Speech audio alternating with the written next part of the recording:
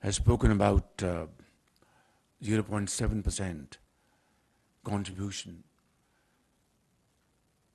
But I must say, at Sharm el-Sheikh, through brilliant diplomacy, Madam Sherry Rahman, our Foreign Minister, Secretary General of the United Nations, they all contributed immensely to get this concept of loss and damage over there. But the point at issue is, and our honorable heads of international institutions, they are present here.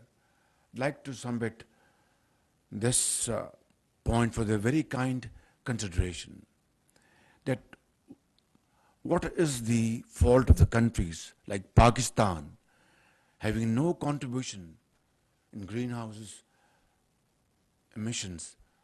Our contribution is less than 1% probably, and yet we face this crisis of unknown consequences and then suffer not for 1 year but for decades.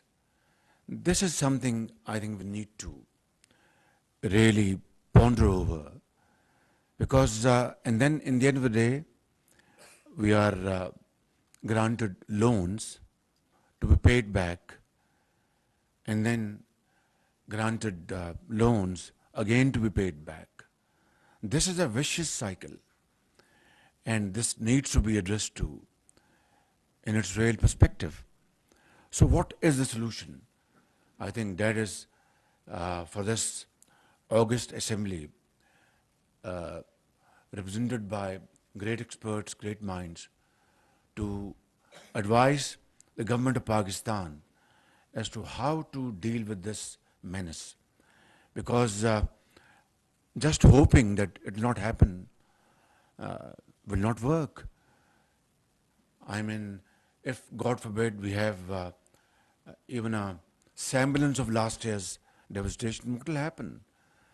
We are still dealing with IMF's program, which was stretched with great effort and support of our friends. And Sherry Rahman today took the hell out of us by scaring us what could happen, God forbid. Ladies and gentlemen, I would say that developing country like Pakistan needs hand-holding, because this debt trap is a death trap. We are scarcely we are able to meet our two ends together.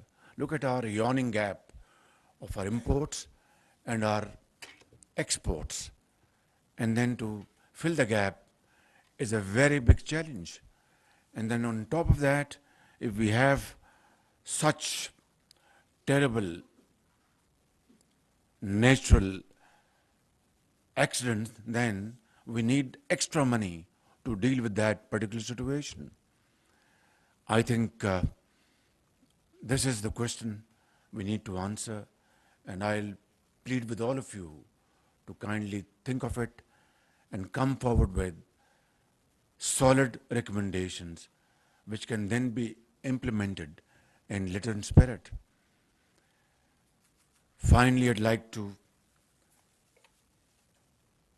thank all our donors for their very valuable and timely support and contributions.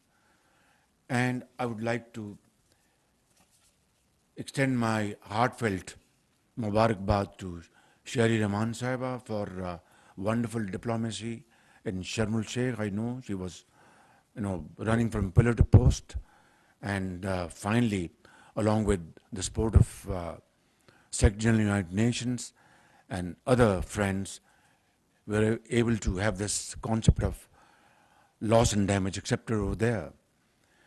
Whether it's part of 0.7% or on top of it, you need to clarify this position. I can't answer this question. Can you? Pardon me? So then we are back to square one, aren't we?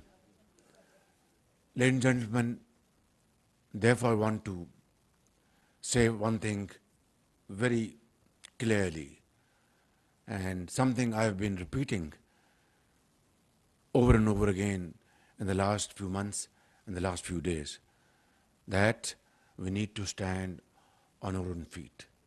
We need to draw a plan which is in the interest of Pakistan. We need to work hard. We need to work untiringly because after all, such calamities have hit other countries as well.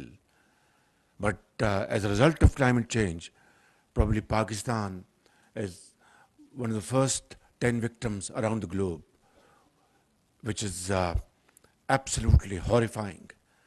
And it can happen to another country with no fault of that country, like ours. The answer is that let's accept the challenge, work hard, have a plan, not waste time, make use of this time and save Pakistan and our generations from such calamities for all times to come. Thank you very much. Pakistan Paindabad.